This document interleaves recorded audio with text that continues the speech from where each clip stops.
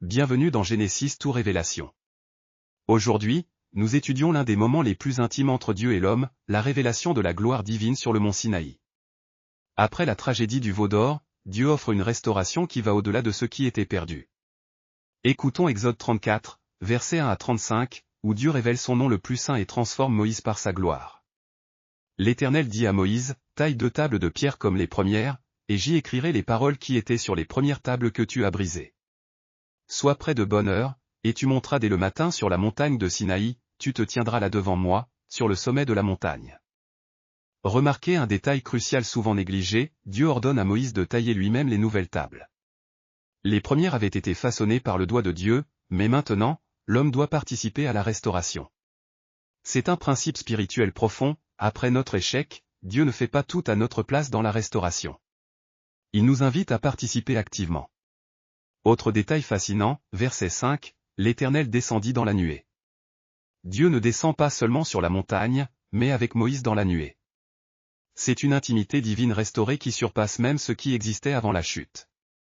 Le nom divin révélé au verset 6 et 7 contient 13 attributs de miséricorde contre seulement 3 de jugement, la grâce prédomine. La révélation du nom divin est le cœur de ce passage. L'Éternel, Dieu miséricordieux et compatissant, lent à la colère, riche en bonté et en fidélité. Chaque mot hébreu révèle une facette du caractère divin. Miséricordieux, Racham, évoque l'amour maternel.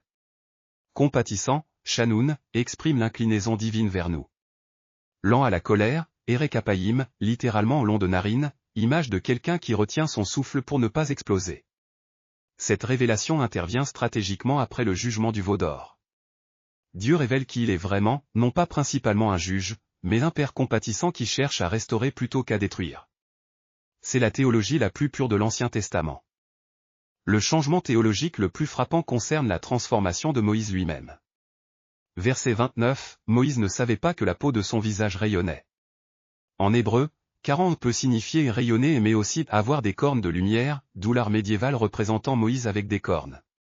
Cette gloire divine qui émane de Moïse terrifie le peuple. Voici le paradoxe, ils désirent la bénédiction de Dieu mais craignent sa gloire manifestée. Le voile de Moïse devient symbole prophétique. Paul l'expliquera, ce voile représentait l'accès limité à la gloire divine sous l'Ancienne Alliance. En Christ, le voile est ôté, et nous contemplons la gloire divine face découverte, étant transformés de gloire en gloire.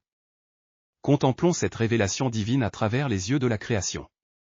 Du sommet des cieux, je vois la gloire de l'Éternel envelopper le mont Sinaï.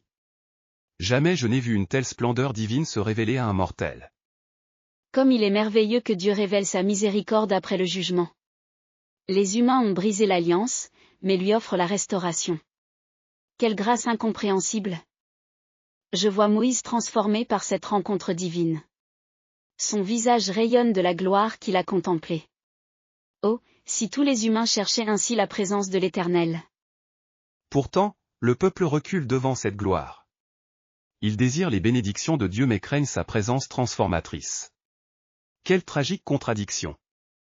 Un jour viendra où cette gloire sera pleinement révélée en chair, et l'agneau de Dieu ôtera le voile pour toujours.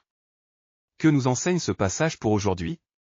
Premièrement, après nos échecs spirituels, Dieu nous invite à participer activement à notre restauration. Comme Moïse taillant les nouvelles tables, nous devons nous engager dans le processus de guérison. Deuxièmement, la vraie transformation vient de la contemplation de la gloire divine. Plus nous passons de temps en présence de Dieu, plus nous sommes transformés à son image. Troisièmement, notre transformation doit impacter notre entourage. Le visage rayonnant de Moïse témoignait de sa rencontre avec Dieu. Quatrièmement, intercédons comme Moïse l'a fait. Il a plaidé pour Israël malgré leur rébellion. Nos prières peuvent détourner le jugement divin. Enfin, recherchons l'intimité divine. Dieu désire révéler sa gloire à ceux qui le cherchent sincèrement. Prions ensemble. Seigneur Jésus, nous te remercions d'être la révélation parfaite du Père. En toi, le voile est ôté et nous contemplons la gloire divine face découverte. Transforme-nous par ta présence comme tu as transformé Moïse. Aide-nous à participer activement à notre restauration après nos échecs. Donne-nous un cœur d'intercesseur pour ceux qui s'égarent. Que nos vies reflètent ta gloire et attirent les autres vers toi. Au nom de Jésus, notre Moïse parfait. Amen. Rejoignez-nous la prochaine fois alors que nous continuons notre voyage de la Genèse à l'Apocalypse. Que la paix du Seigneur soit avec vous. Abonnez-vous pour plus de contenu d'études bibliques.